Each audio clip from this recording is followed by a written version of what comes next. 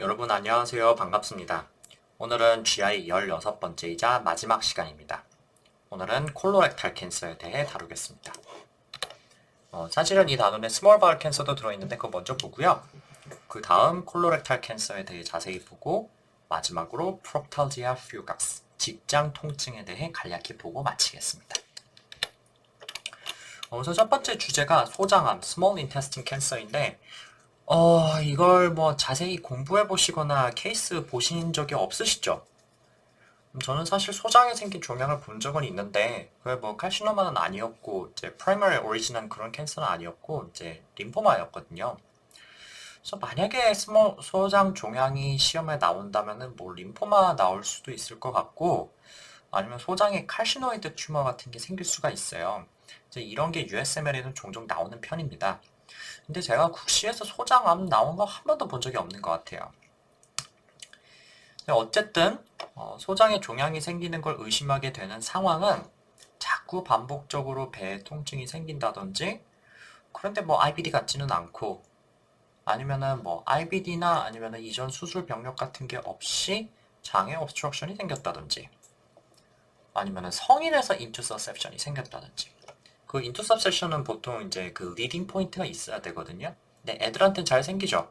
그게 보통 이제 장염이 생기고 나면은 림프노드가 부으면서 그게 리딩 포인트가 되는 경우가 많아요. 성인에서 인투서셉션이 생겼다는 거는 뭔가 리딩 포인트가 있다는 얘기거든요. 그래서 다이버티큘럼이나 아니면은 튜머가 문제가 되는데 그래서 이제 소장암도 역시 인투서셉션의 원인이 될 수 있다는 거죠. 또 그리고 일반적인 방사선 검사로 병변이 발견되지 않는 만성 위장관 출혈 뭐 이런 것도 있는데 근데 뭐 요거는 물론 스몰 바울 캔서도 되겠지만 안티오 디스플라지아 같은 것도 가능하겠죠. 뭐 어쨌든 이런 상황들이 있는데 글쎄 시험에 이런 걸로 소장의 종양을 의심하게 하는 게 나올 일이 뭐 아예 없다고 보시면 되기 때문에 그냥 무시하셔도 상관없을 것 같아요. 뭐 양성종양 생긴다면 통증이나 폐쇄 생길 수 있다 뭐 이렇게 되어 있는데 시험에 나온 거 본 적 없고요. 또 악성종양 생길 수 있는데 아데노카시노마나 림포마 이런 게 생길 수 있다 합니다. 역시 시험에 나온 게 본 적이 없으니까 저 그런 같다 하시면 되겠고요. 자, 그럼 오늘 본론인 콜로렉탈 캔서를 봅시다. 콜로렉탈 캔서를 다룰 때 항상 제일 먼저 나오는 얘기가 뭐냐면 이제 내시경을 해가지고 폴립이 발견되었을 때 그 폴립의 악성도가 어떻게 되냐 뭐 이런 얘기죠. 모든 폴립이 다 프리캔서러스 레전이냐? 그렇진 않아요. 특히 하이퍼플라스틱 폴립 이런 거는 전암성 병변은 아니죠.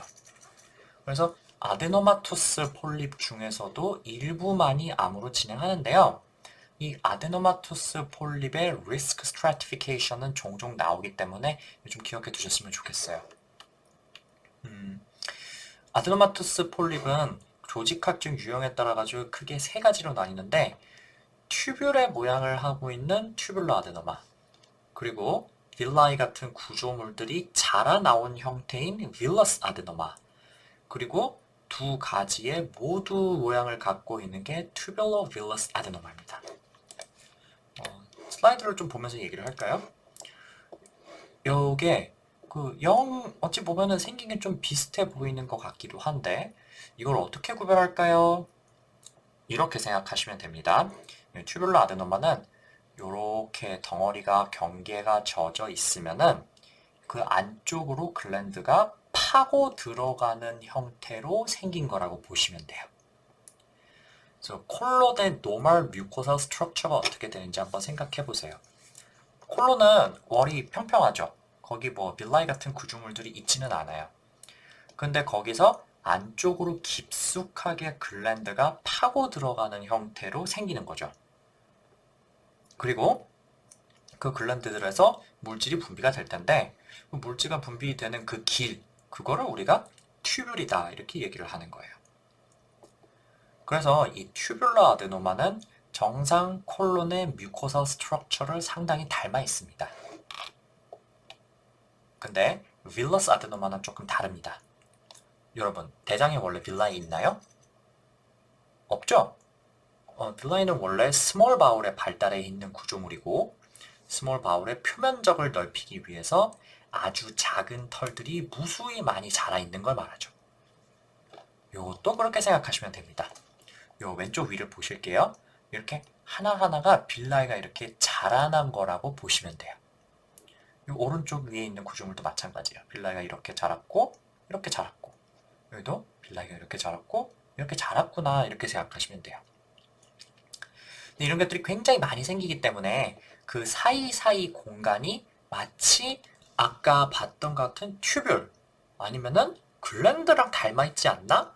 이렇게 생각할 수가 있는데 요거는 튜뷸처럼 안쪽으로 깊숙이 들어가는 공간이 생긴 게 아니고 겉으로 튀어나온 구조물들이 있는데 그게 빽빽하게 생기다 보니까 그 안쪽 공간이 마치 튜뷸처럼 보인다는 거.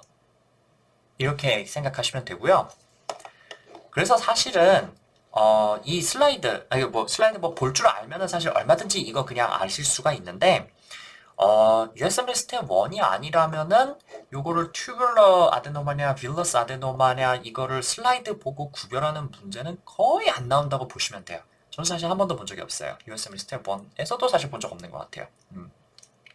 옛날에 봐가지고 잘 모르겠다. 근데 어쨌든 제가 드리고 싶은 말씀은 보통 분석은 줘요. 이게 빌러스 아데노마다, 튜뷸러 아데노마다 이렇게 알려주는데 빌러스 아데노마가 튜뷸러 아데노마보다 훨씬 말리그넌트 포텐셜이 높고 그리고 하이 그레이드 디스플라지아가 있을 가능성이 높다. 이렇게 기억하시면 되고요. 그래서 여기 나와있죠. 빌러스 피처가 뚜렷하다면은 하이 그레이드 디스플라지아가 하이 그레이드 디스플라지아가 있을 가능성이 높다. 말리그넌트 포텐셜이 매우 높다. 이렇게 알고 계시면 되고요. 그 외에 사이즈가 크거나 아니면 크기가 많다. 그렇다면 역시 그것도 악성의 리스크가 높다는 걸 의미하게 되겠습니다. 그리고 한 가지 더 말씀드린 거는 이제 폴립의 모양에 따라서도 악성의 리스크가 달라지는데 요 내시경 사진 한번 보시죠. 요 왼쪽 것은 중간에 요 비교적 가느다란 목이 있고 그 다음에 그 바깥으로 이렇게 삐죽하게 튀어나온 그러니까 목이 달린 페던큘레이티드 폴립인데 이 오른쪽 것은 그렇지가 않고 그냥 대장벽에 들러붙어 있는 형태의 폴립이라는 거죠. 이렇게 목이 달려있지 않아요. 그래서 이런 거는 세사일 폴립이라고 얘기를 합니다. 그런데 이 피덩큘레이티드 폴립에 비해서 non-pedunculated, sessile 폴립이 말그너시 리스크가 조금 더 높고 그리고 완벽히 제거하기도 조금 더 어렵다 그래요. 그래서 이렇게 두 가지 기억하시면 좋을 것 같아요. 빌러스 아데노마, 세사일 폴립이 말그너시 리스크가 높다. 둘이 같이 있으면 아주 굉장히 높겠죠. 사실상 치료 원칙은요. 근데 이게 그렇다고 해가지고 이게 그 조직학적 타입만 보고 이제 제거하느냐 안 하느냐 이게 결정하지는 않고요. 여기는 2cm 이상의 모든 폴립은 절제하고 요게 발견되면은 콜로노스코피로 팔로업을 자주 해야 된다 이렇게 되어 있는데 그냥 이렇게 기억하세요. 사실상 크기에 상관없이 모든 폴립들은 일단 자절제는 하고 본다. 이렇게 생각하시는 게 좋을 것 같아요. 사실 업투데이트를 제가 찾아봤어야 되는데 그 찾아보는 걸 미처 깜빡했네요. 어쨌든 이런 식의 저담성 병변이 보통 사람에 비해서 훨씬 더 잘 생기는 유전적 질환들이 있어요. 이게 하나가 이제 Familial Adenomatous Polyposis (FAP) 그리고 이제 조금 뒤에 다룰 린치 신드롬인데요. 이 FAP와 린치 신드롬이 이 콜로렉탈 캔서에서 굉장히 중요한 개념인데 이게 다행인 건지 국시에는 그렇게 자세하게 나오지는 않아서 대강 아셔도 큰 지장은 없어요. 대신에 USMLE를 보실 거면은 요걸 굉장히 자세하게 아셔야 돼요. 그래서 두 가지 지금부터 봅시다. 첫 번째는 FAP인데요. 요거는 APC, Adenomatosis Polyposis Coli라고 하는 유전자의 장애로 대장에 폴립이 정말 엄청나게 많이 생기는 질환이죠. 근데 요거는 이제 그 개체 수준에서 오토소멀 노미넌트로 발현하기 때문에 이게 간혹 이제 스포라딕하게 발현되는 경우도 있는데 이제 그게 아니라면 부모 중에 한 명은 요 유전자를 가지고 있다. 이런 말이 되겠습니다. 근데 요게 대략 한 10살 때부터 렉툼부터 시작해가지고 용종이 다량 생기는데 처음에는 뭐 몇 개씩 생기다가 이게 한 20세쯤 되면은 수천 개의 폴립이 생기게 돼요. 그래서 도저히 다 제거할 수 없는 그런 상태가 되고 이거는 치료하지 않으면은 100% 말리그넌트 체인지 하기 때문에 이제 한 10살 때쯤부터 시작해가지고 콜로노스코피 하면서 폴립을 제거하면서 팔로우업을 하다가 도저히 다 제거하지 못할 정도가 되거나 아니면은 그 말리그넌트 체인지를 하는 게 발견이 됐다면은 이제 total proctocolectomy with permanent ileostomy 이거 해야 됩니다. 즉 콜론과 렉툼을 싹 다 제거를 해야 되고요. 그러려면은 에이너스까지 제거해야 되거든요. 그래서 안타깝지만 평생 일리오스토미를 하고 다녀야 되고요. 이제 이후로는 평생 장루를 달고 살 수밖에 없어요. 이제 어쩔 수 없이 젊은 나이에 이런 수술을 해야 하는 굉장히 안타까운 경우가 되겠습니다. 그에 비해서 린치 신드롬 다른 이제 풀어서 쓰면은 이제 Hereditary Non-Polyposis Colon Cancer HNPCC라고도 하는데요. 요게 좀 이제 시험에 잘 나오죠. DNA mismatch repair에 관여하는 유전자인 MLH, MSH 이런 유전자의 장애로 발생하는 거죠. 요게 이제 USML에 보면 이제 생화학적인 거랑 연계해가지고 잘 나오는데 요게 사실은 원래 두 개 중 하나만 갖고 있어도 되거든요. 그럼 이제 두 개 중에 한 개만 가지고 있어도 그 기능을 충분하게 할 수가 있어요. 근데 그러므로 이제 이런 거를 뭐라 그러냐면은 생화학적 수준에서는 유전자 두 개 모두가 문제가 생겨야 된다. 즉 생화학적 수준에서는 autosomal recessive라는 거죠. 근데 만약에 선천적으로 이 유전자 둘 중에 하나가 문제가 생겼다고 생각을 해봐요. 그러면 나머지 하나가 더 고장나는 거는 비교적 쉽게 되겠죠. 그렇다면은 나머지 하나가 비교적으로 쉽게 망가지기 때문에 그거로 인해서 암이 생길 확률이 꽤 높겠죠? 그럼 잘 생각해 보세요. 내가 물려받은 거는 한 개만 망가진 상태로 되는데 한 개만 망가진 상태로 물려받으니까 하나만 멀쩡한 거예요. 그러면 내 몸에서 하나만 잘못되더라도 문제가 생길 수 있는 거죠. 잘 생각해봐요. 하나만 잘못된 걸 물려받아도 암이 잘 생기는 거예요. 그렇다면 하나만 문제돼도 문제가 되는 거니까 이건 개체 수준에서는 어때요? 개체 수준에서는 오토소멀 도미넌트라는 거죠. 자, 제가 조금 어려운 얘기 했는데 이거 너무 근본적으로 들어간 거고 어쨌든 얘도 아까 FAP 배운 거랑 마찬가지로 오토소멀 도미넌트라고 생각해도 큰 지장 없어요. 요거랑 굉장히 비슷한 게 레티노블라스토마, RB 있죠. 참고로 알아두세요. 그것도 이제 그 유전자가 하나만 잘못된 상태로 태어나도 어릴 때 이제 눈에 이렇게 종양이 생길 수 있는 그런 거잖아요. 왜냐하면은 하나만 더 망가지면 끝나기 때문에. 자, 그런데 이 린치 신드롬은요. 방금 전에 봤던 FAP랑은 다르게 이제 프록시멀 쪽에서 그러니까 라이트 콜론 쪽에서 암이 좀 잘 생기고요. 그리고 모양이 전형적인 그 폴립의 모양을 하고 있지도 않아요. 요 사진들에서 보다시피 그 전형적인 그 폴립의 모양을 하고 있냐? 그렇지는 않다는 거죠. 그리고 발병 나이도 약간 늦습니다. 아까 그 FAP는 한 10살부터 폴립이 생기기 시작해서 20살쯤이면은 벌써 말그넌트 체인지를 시작한다 이렇게 말씀드렸잖아요. 근데 요 HNPCC는 한 25살 정도부터 팔로우업을 하면 되고요. 콜로노스코피 팔로우업 하면 되고요. 만약에 암이 생기더라도 한 40대에서 50대쯤에 생긴다고 그렇게 돼 있어요. 또 FAP는 한 20에서 30대에 100% 암이 발생해요. 코로렉탈 캔서 100% 발생합니다. 근데 이거는 암 발생 위험이 80%다 이렇게 되어 있어요. 그러므로 FAP 확인된 사람은 20대쯤에 암이 되기 전에 미리 total proctocolectomy with ileostomy를 예방적으로 프로필락틱하게 시행을 하는데요. 요 린치 신드롬은 그렇게까지 할 필요 있느냐? 그렇진 않다는 거예요. 정기적으로 팔로우업을 하면서 발생한다면 그때 수술해도 충분하고요.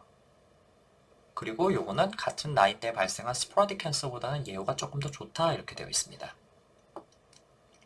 그래서 제가 조금 뒤에 콜론 캔서 스크리닝 때 한번 말씀드리겠지만 린치 신드롬에서는 무조건 프로필락틱 프로토콜렉토미 할 필요 있느냐? 그렇지 않아요. 근데 웃기는 게 얘는 웃기는 건 아니지. 요거는 이제 린치 신드롬이라고 돼 있잖아요. 그러니까 꼭 그 콜론에서만 캔서가 생기느냐 그렇지는 않고 딴 데서 캔서가 생길 수가 있는데 대표적으로 오바리안 캔서와 엔도메트리얼 캔서가 있습니다. 굉장히 시험에 잘 나오니까 기억하세요. 린치 신드롬에서 또 같이 또 같이 발생할 수 있는 게 뭐냐? 엔도메트리얼 캔서. 제일 시험에 잘 나와요. 그래서 린치 신드롬에서 오히려 예방적으로 절제해야 되는 거는 따로 있어요. 무조건 해야 되는 겁니다. 이거는. 그건 바로 출산, 그러니까 child reproduction을 마친 한 40대 정도 된 여성의 히스테렉토미와 total abdominal hysterectomy, TAH, 그 다음에 bilateral salpingo oophorectomy, BSO 이걸 해야 되는 겁니다. 왜? 엔도메트리얼 캔서, 오바리안 캔서가 잘 발생하기 때문에. 자, 그 외에 콜로렉탈 캔서의 리스크 팩터가 있는데 이거 참고로만 알아둡시다. 야채를 적게 먹고 육류, 특히 햄이나 소세지 같은 가공육을 많이 먹는 사람, 그런 사람 잘 생기고요. 그 다음에 술, 담배, 이건 만악의 근원이죠. 그 다음에 히스토리컬 피처로 이제 가족력이 있다든지 아니면은 본인도 이제 콜론 캔서 있어가지고 이미 수술을 했던 사람, 그런 사람 당연히 잘 생기겠죠. 그리고 이제 유전적인 질환 이런 거 FAP나 HNPCC의 보인자라든지 그런 거 당연히 잘 생길 거고요. 그 다음에 IBD, ulcerative colitis나 Crohn 있는 사람은 역시 고위험군에 들어가 있고요. 그리고 예전에 배에 라디에이션 받은 사람 역시 포함이 됩니다. 한 가지 특이한 거는 당뇨나 비만한 환자 이런 사람이 역시 또 콜로렉탈 캔서 리스크 팩터에 들어간다는 거예요. 당뇨 환자는 인슐린 저항성 때문에 인슐린이 좀 많이 분비가 되잖아요. 그럼 이제 동시에 IGF-1이라고 하는 인자가 늘어나는데 요게 epithelial cell apoptosis, 그 다음에 neoplastic progression을 이제 촉진한다 이렇게 되어 있고요. 그래서 조금 더 잘 생긴다는 얘기죠. 폴립도 조금 더 잘 생길 겁니다. 그리고 obesity 있으면은 이제 inflammatory, 그 다음에 cytokine 생성. 왜 그런 얘기 들어보셨죠? 지방, 이제 fatty acid, 에이코사노이드 이런 것들이 이제 inflammatory modulator 이런 거로 작용해가지고 비만한 사람은 몸이 항상 좀 약간 염증 상태다 이렇게 얘기하는 거 들어보셨을 거예요. 역시 그래서 이제 염증이 많이 생기기 때문에 콜로렉탈 캔서가 잘 생긴다 이렇게 되어 있어요. 요거 두 가지는 USMLE 보실 분들은 좀 기억해 두시는 게 좋을 것 같아요. 근데 물론 이제 제가 조금 뒤에 말씀드리겠지만 이런 교정 가능한 원인들 있잖아요. 생활 습관, 비만 이런 거 있다고 공식적으로 특별하게 earlier colon cancer screening이 필요하다 이런 식으로 가이드라인이 나오지는 않았어요. 그렇지만 이제 리스크가 있다는 거는 분명하다는 거. 그거는 좀 기억하고 계시면 좋겠어요. 다음에 증상 봅시다. 콜론 캔서의 특징이 이제 오른쪽에 생기느냐 왼쪽에 생기느냐에 따라서 증상이 상당히 다르다는 거죠. KMA 책에 는 뭐라고 나왔냐면은 이제 right 콜론은 이제 앞 글자를 따서 mad, 그다음에 left 콜론 캔서는 bob 이렇게 해놨네요. 각각 mass, anemia, dyspepsia, 그리고 bleeding, obstruction, bowel habit change 이걸 앞 글자를 떼놨다 이렇게 돼 있는데 이제 그래서 말 그대로 이제 right 콜론 캔서는 아네미아를 일으킬 정도의 블리딩이 이제 출혈이 많습니다. 암 덩어리에서 블리딩이 잘 생기고요. 그래서 그리고 암 자체의 secretory effect 때문에 다이어리아가 많다 이렇게 되어 있어요. 그래서 결국은 bloody diarrhea가 나온다고 하는데요. 여기 밑에 보시면은 이게 USMLE 내용인데 사실 이제 조금 더 설명을 드리자면은 이제 right 콜론 쪽에서는 어때요? 변이 아직 꽤 묽은 상태죠.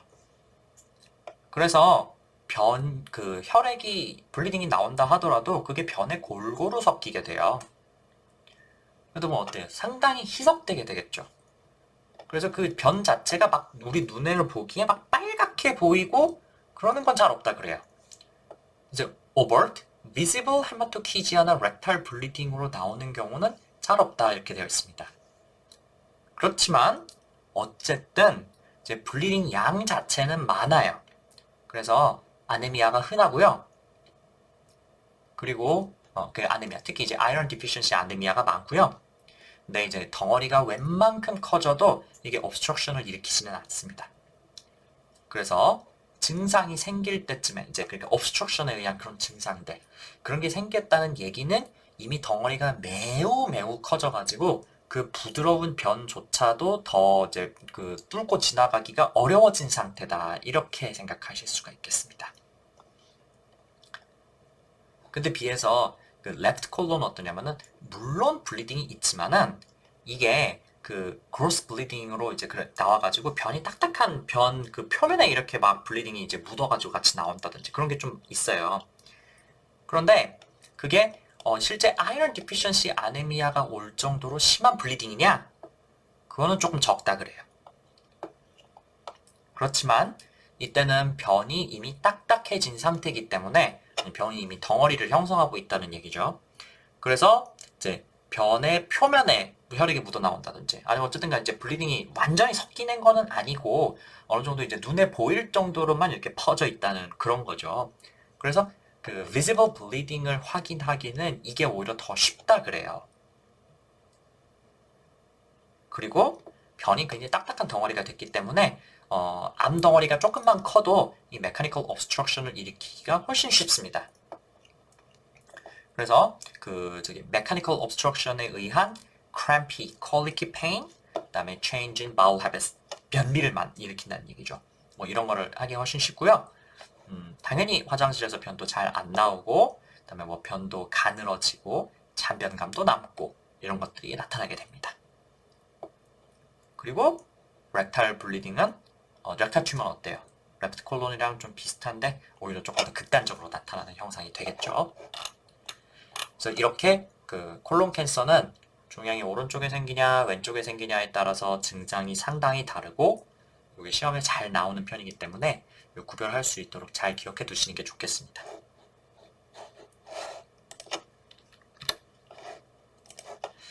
자, 그러면 콜로렉탈 캔서가 의심되는 환자가 오면은 검사를 해야 될 텐데요.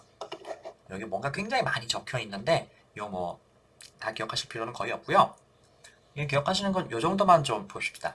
그 CBC에서 별다른 원인이 없이 아네미아가 발견되는 그런 나이가 좀 있는 사람일수록 그럼 이제 특히 GI 블리딩을 생각을 해야 되는 거죠.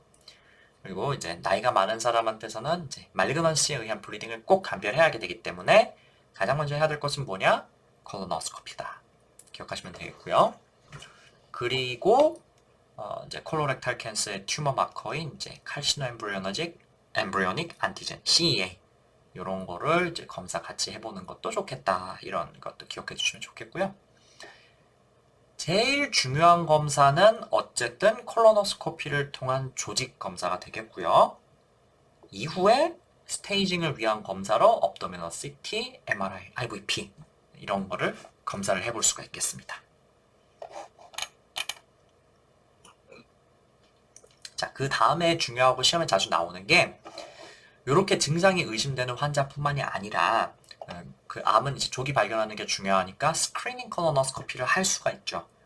근데 이게 국시에는 조금 잘 나오는 것 같지는 않은데 이게 US메리언은 그래서 도대체 이 사람한테 추천해야 할 스크리닝, 콜로노스코피 스크리닝은 어떻게 되느냐 뭐 이런 식으로 물어보는 문제가 좀 있어요.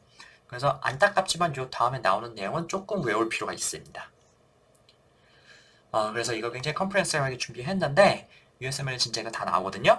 근데 이제 국시를 준비하실 거면은 이 정도까지 하실 필요는 없어요. 그래서 다음 페이지에 일반인은 어떻게 하느냐 그 정도만 아셔도 충분하니까 제가 그때 다시 말씀드릴게요. 자, 그럼 하나만 봅시다. 하나씩 봅시다. 우선 이제 콜로렉탈 캔서의 가족력이 있는 사람.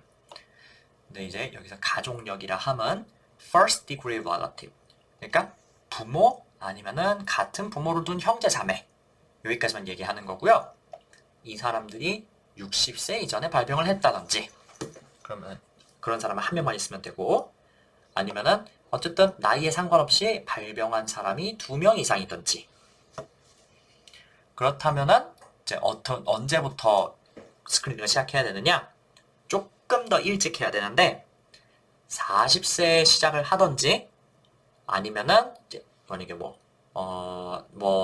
나의 아버지가 45세에 콜론 캔서가 발병하셨었다. 그러면은 그 사람의 10년 전부터 시작해가지고 35세부터 시작하겠다. 이렇게 하면 되겠어요. 그리고 조금 더 자주 5년마다 전체 콜로노스코피를 해야 되겠습니다. 일단 이렇게만 기억합시다. 가족력 있으면은 40세부터 일찍 5년마다 한다. 조금 더 일찍 할 수도 있다. 나중에 여기다 살을 조금 더 붙이시면 됩니다. 그리고 전에 IBD 얘기하면서 그 IBD가 콜론 캔서의 strong risk factor이기 때문에 콜로노스코피를 자주 해야 된다 이렇게 말씀드렸던 적이 있었죠.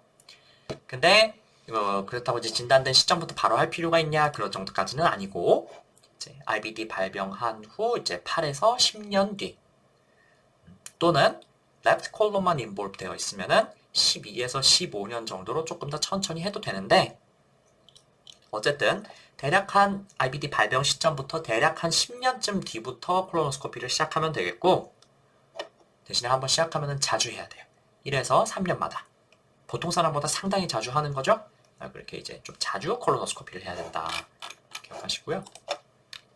그 다음에 유전성 질환인데요.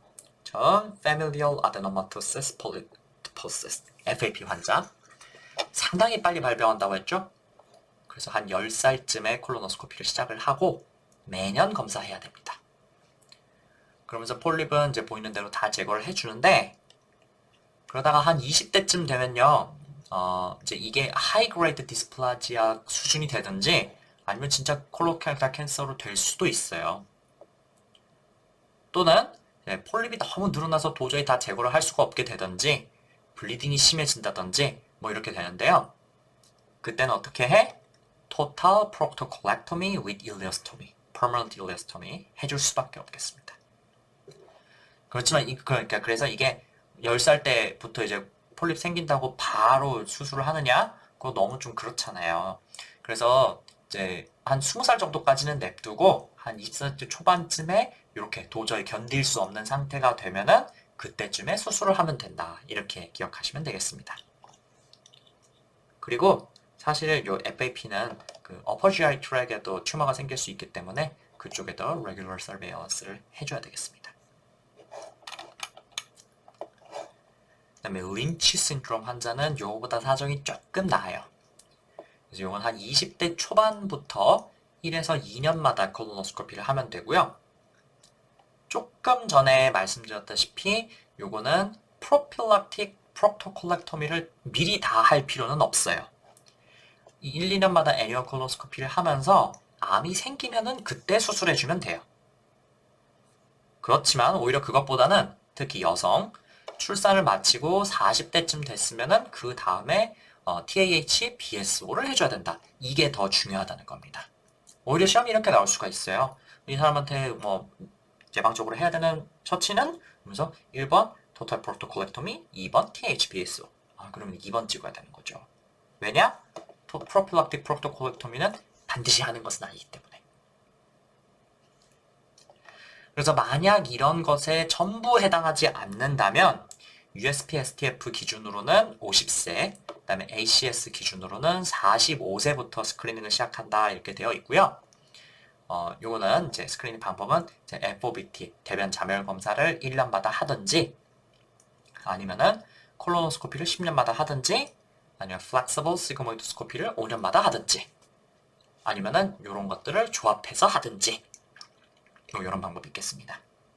제 생각에는 콜로노 10년, 시그모이드스코피 5년 이렇게만 기억하셔도 충분할 것 같아요. 사실 우리나라에서는 그래도 콜로노 10년마다 하지도 않죠. 5년마다 합니다.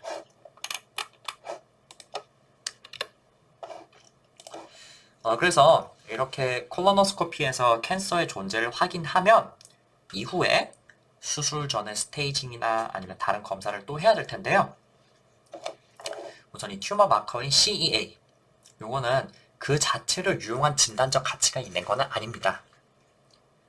근데 만약에 요게 수술 전에 올라가 있었는데 수술 후에 떨어졌는지, 그리고 팔로우업을 하다가 갑자기 올라갔는지, 요런 거를 확인하는 데 유용하다는 거죠. 그래서 수술 후에 이게 올라있다가 떨어졌다? 그러면은 수술 잘 됐구나. 충분히 제거를 다 해줬구나. 이렇게 생각하실 수가 있겠고, 근데 그러다가 팔로우업 하는 도중에 갑자기 확 올랐다? 혹시 재발된 게 아닐까? 이렇게 생각할 수가 있는 거죠. 그래서 이거는 예후 판단, prognostication에 유용한 검사다. 이렇게 기억하시고요. 그래서 이제 스테이징을 위해서 영상 검사를 해야 될 텐데, 기본은 CT가 되겠고, 이거는 이제 chest, abdomen, pelvis 다 찍어야 됩니다. metastasis 있을 수가 있으니까. 그리고 이제 뭐 조금 더 의심되는 병변이 있다면 이제 PET 같은 걸 좀 더 찍어볼 수도 있겠죠. 그리고 만약에 이제 뭐 내시경을 일부만 했다. 뭐 예를 들어서 뭐 이제 시그모이드 스코피만 가지고 이제 시그모이드 콜론에 생긴 그런 암을 진단을 했다. 만약에 그렇다면은 이제 concurrent right colon carcinoma의 리스크가 있습니다. 이제 left side에 아데노카시노마, rectal 아데노카시노마 있다면은 right colon의 synchronous neoplasia의 리스크가 있다 이렇게 되어 있어요. 그래서 반드시 전체 콜로노스코피를 해서 혹시 다른 종양이 오른쪽에도 있지 않나 이렇게 확인을 해봐야 되겠습니다. 이거 중요하니까 기억해 두시면 좋겠어요. 대장암의 치료는 비교적으로 간단합니다. 수술할 수 있으면 하고 아니면 항암하는 거죠. 특히 이제 여기서 좀 기억해 줬으면 하는 거는 이 rectal 캔서는 수술법 종류가 두 가지가 있는데 이제 하나는 abdominal perineal resection APR, 그다음에 low anterior resection LAR 이렇게 돼 있는데 이 APR은 우리말로 복회음 절제술 또는 배삿절제술 이렇게 되어 있고 LAR은 저위 전방 절제술 이렇게 번역이 되어 있어요. 근데 APR은 이제 렉탈 캔서의 얘긴데 이제 엑살 캔서가 주변 조직으로 많이 퍼져 있다. 그러면은 그 주변 조직하고 에너스를 살릴 수가 없어요. 그래서 그걸 모두 절제하는 라디컬한 수술 방법이고요. LAR은 이제 에너스를 살리고 직장만 제거하는 방법입니다. 직장 윗부분만 제거하는 거죠. 이 두 수술법을 구별해가지고 찍는 것이 좀 가끔 나오더라고요. 요거는 제가 이제 강의 인디케이션이 외과에 적어놨고요. 여기 강의록에 링크 다시 해놓을 테니까 그 외과 쪽을 참고하시면서 공부를 하시면 되겠습니다. 그 외에 전이성 대장암의 치료가 종종 나옵니다. 그 대장암은 간과 폐의 전이를 잘 하는데요. 멀티플 메타스테이시스라면은 병변을 모두 제거를 할 수가 없기 때문에 기본적으로 화학요법을 하는 게 맞고, 네, 근데 이제 그런 상태에서 obstruction이 너무 심하다. 아니면 이제 프라이머리 캔서에서 블리딩이 너무 심하다. 그러면은 팔리에이티브 테라피로 콜론 덩어리를 제거한다든지, 콜로스토미를 해준다든지 이런 방법이 있는데요. 네, 그게 아니라 이제 간이나 폐에 전이가 한두 개만 되어 있어가지고 전이된 병변도 모두 제거할 수 있고 그리고 프라이머리 튜머도 깔끔하게 제거를 할 수 있다. 그때는 프라이머리 튜머와 메타스태틱 레전을 모두 제거해 주는 것이 생존 기간을 연장시킬 수 있는 방법입니다. 요게 조금 시험에 나오는 편이니까 이거 기억해 두셨으면 좋겠어요. 간이나 폐에 전이가 하나만 되어 있다. 그렇다면은 하나, 뭐 두 개까지 되는지 안 되는지 모르겠어요. 어쨌든 이제 그런 식으로 전이한 병변도 깔끔하게 다 제거할 수 있고 프라이머리 캔서도 완벽하게 제거할 수 있다면은 모두 제거해 주는 것이 좋다. 자, 그 다음 수술을 했으면은 그 다음에 팔로우업을 해야 될 텐데요. 기본적으로는 콜로노스코피를 1년째 한 번, 그리고 3에서 5년마다 꾸준히 하는 것이 맞고요. 조금 어드밴스드 캔서라면은 여기에 정기적인 CEA 검사, 그리고 애뉴얼 CT 스캔까지 같이 해야 되겠습니다. 자, 그러면 오늘 가장 중요한 주제였던 콜로렉탈 캔서를 이 정도로 마치고요. 그 다음에 이제 GI의 마지막 소단원인 프록탈지아 퓨각스, 직장 통증을 다루겠습니다. 이 국시에는 안 나오고 USML에만 나오는 거예요. 자, 이 병은 갑작스럽게 별다른 이유 없이 애널 스핀터가 스파스틱 컨트랙션을 하는 병인데요. 이게 특히 이제 그 스트레스를 많이 받는 그런 여성들, 그런 사람들에서 잘 생긴다고 합니다. 이런 식으로 직장의 근육이 수축하면은 갑자기 굉장히 심한 항문 통증을 호소하게 되는데요. 요게 뭐 배가 아프고 대변을 보고 싶고 그런 종류의 통증하고는 약간 다르죠. 그리고 배변을 하는 것과도 무관하고요. 근데 그것보다는 이제 그 항문 쪽의 통증 뭐 이런 거죠. 그러니까 항문 그냥 안쪽이 그냥 아픈 겁니다. 근데 이게 그 좀 잠깐 이게 지속될 수도 있지만 오래 끌면 한 30분 정도까지도 지속될 수 있다 그랬는데 어쨌든 별다른 뭔가 방법이 없이 그냥 알아서 없어져요. 그 요거는 이제 일종의 스티뮬러스, 그러니까 뭐 어디 앉았다든지 아니면 뭐 스트레스를 갑자기 심하게 받았다든지 아니면 뭐 성관계를 하고 있는 도중이라든지 그런 종류의 그 이제 자극에 의해서 생길 수도 있는데 그렇지만 그런 거 없이도 그냥 뜬금없이 생길 수도 있다는 게 특징이 되겠습니다.